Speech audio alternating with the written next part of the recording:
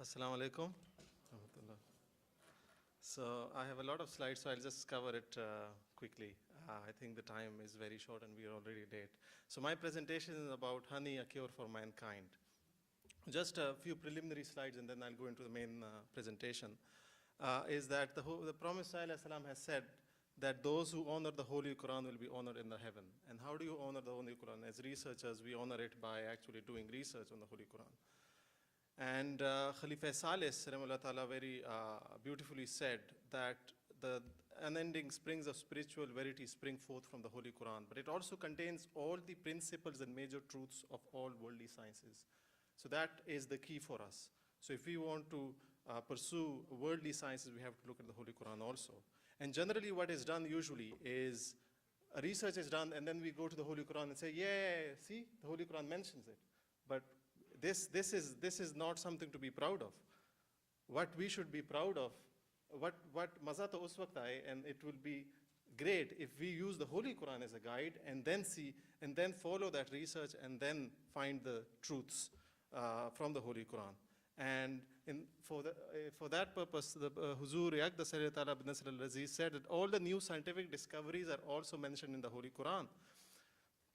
And Huzur said, if Muslim scientists ponder over the Holy Quran and undertake their research according to the prophecies contained in the Quran, then majority of new research can be undertaken under the guidance and suggestions of the Holy Quran.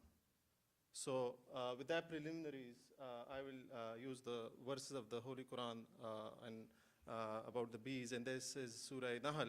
And thy Lord has inspired the bee, and thy Lord has inspired the bee, saying, make thou houses in the hills and the trees and the trellises which they build, and eat of every kind of fruit, and then pursue submissively the paths prescribed by the Lord. There comes forth from their bellies a drink of varying hues. Therein is a cure for men or mankind. Surely in that is a sign for people who reflect. So it says that bees make something which is a cure. So this is what we have to pursue. And the Holy Prophet ﷺ said that make use of two cures. One is the Holy Quran and one is honey. It's interesting that the Holy Quran uses the word cure or shifa 4 times, 3 times for itself and once for honey. And we know that Holy Quran is a shifa for spiritual illnesses, and honey is a shifa for physical. But let's see if it is or not in latest research. So let's look at general effects of honey. So the general effects of honey compared to sugar. So people think honey is just a sugar. It's nothing that different. And if we see the difference between the honey and sugar, so sugar is mostly just sucrose, which is a combination of fructose and glucose. And honey is actually 8% sugar, but majority is water, and a lot of it, a very small portion is proteins, minerals, phenolic compounds which come from the flower, nectar, plus also from the bees. And the number of compounds in honey are actually more than 600. More than 600 have been discovered. So a lot of small number of compounds. And what effect do they have? Let's see. And then there's comparing honey and sugar. The Prophet ﷺ had a very interesting, he interestingly said, and I'll read it out. It's very interesting what Prophet ﷺ said. Prophet ﷺ said, I was thinking about this today, and it came to my mind that the sugar, etc., that is sold in the shop made by immoral and sinful people. If there is harm in it, then it is not surprising. But honey is made by the revelation of God, and therefore it should not be like other sugary things at all. If honey were like this, then all sugary things would have been called cure for mankind. But this phrase has only been reserved for honey. Thus, this property of honey is the proof of its benefit, and because it is prepared according to revelation, the bee must take beneficial substances when it sucks the nectar from flowers. So it means that you have to compare. So it's a comparison. So let's see what sugar actually, what current sugar shows.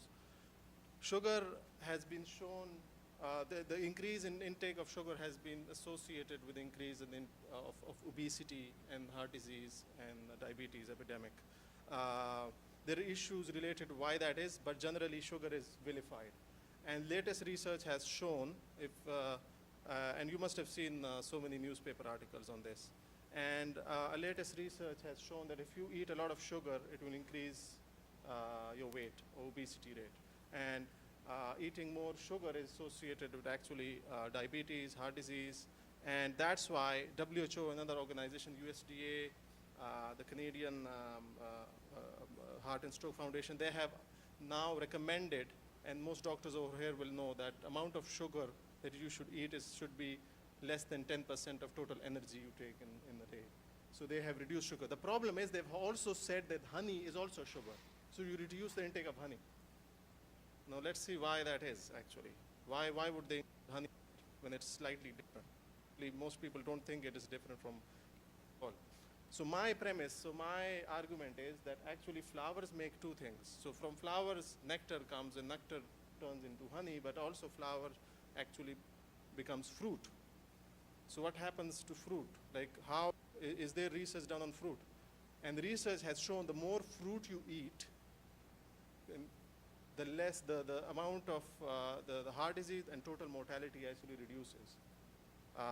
So fruit is different. Fruit is a lot of sugar, but it acts totally differently from normal sugar. So if fruit is doing that, is honey doing that also? So let's see. Actually, we don't know. That research hasn't been done. Nobody has looked at honey if it affects death or total mortality. Has anybody looked at heart disease risk or risk of high blood pressure or cholesterol? Nobody has looked at it at all.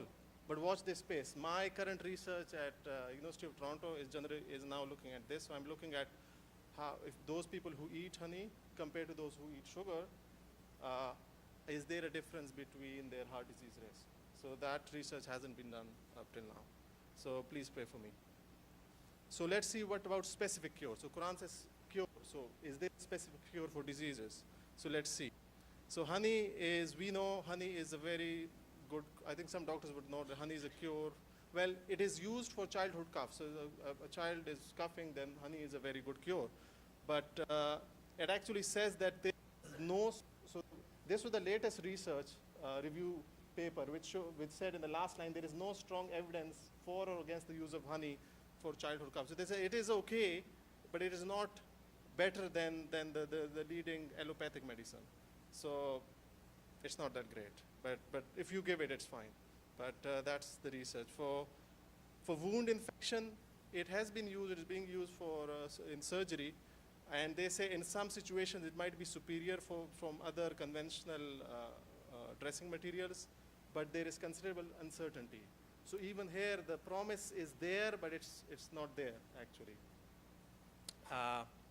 Then what about, so there's another one on oromucositis. So you have, when you take radiation therapy, you have a lot of, so cancer therapy causes a lot of side effects. So honey, when you take it, it actually helps.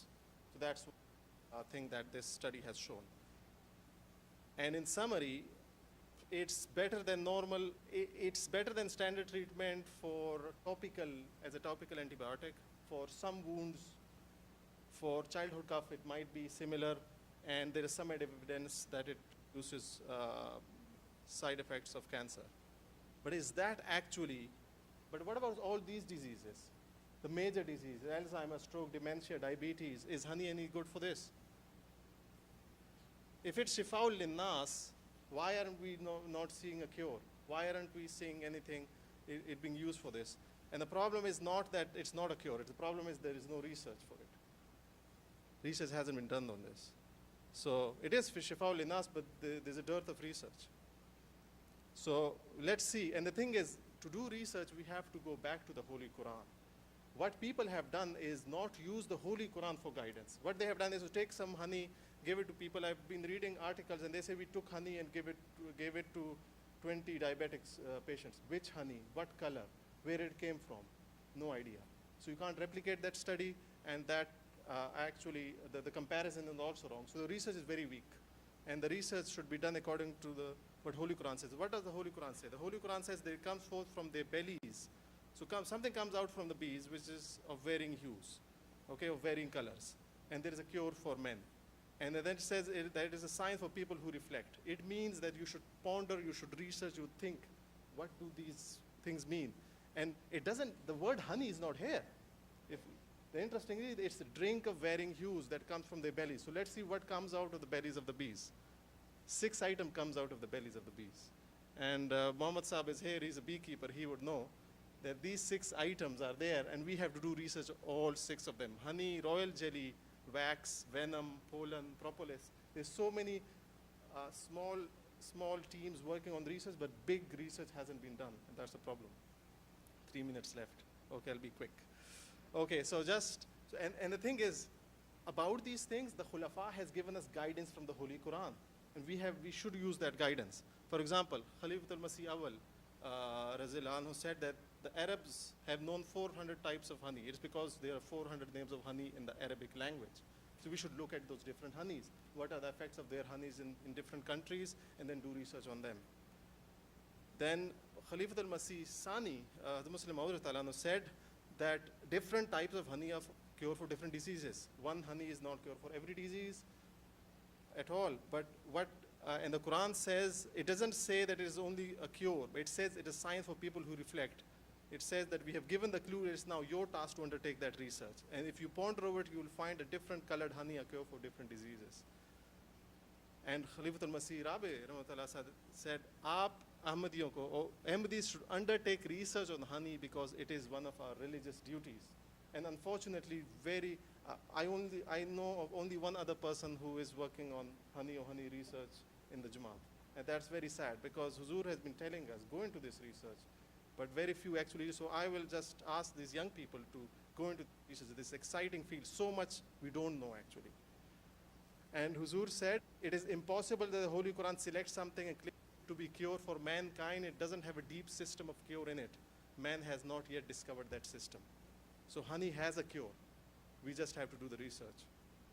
And Huzur Yaqda Sayyid Talab bin Salal Aziz said that Ahmadis should go into this research because the system of revelation is linked with honeybee, and therefore Allah will help those researchers who are specially linked with the oneness of God and revelation of Allah. And finally, interestingly, Khalifatul Masih Salis was very, very adamant on honey and honey research. He said so many things. 1 minute, I think. So this is my last slide anyways. So Huzur actually said that honey research is a whole new area.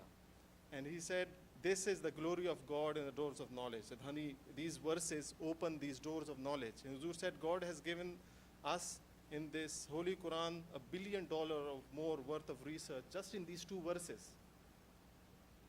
And Huzur said, go and do this research. So my advice for the young, especially over here, is to go. This honeybee research or honey research is very little is known, very, very little. So please come and do research in this. And I'm here to guide you. If you want to ask me questions, I can. Mohammad Saab is doing research on bees, and he will inshallah help you also. So Jazakallah.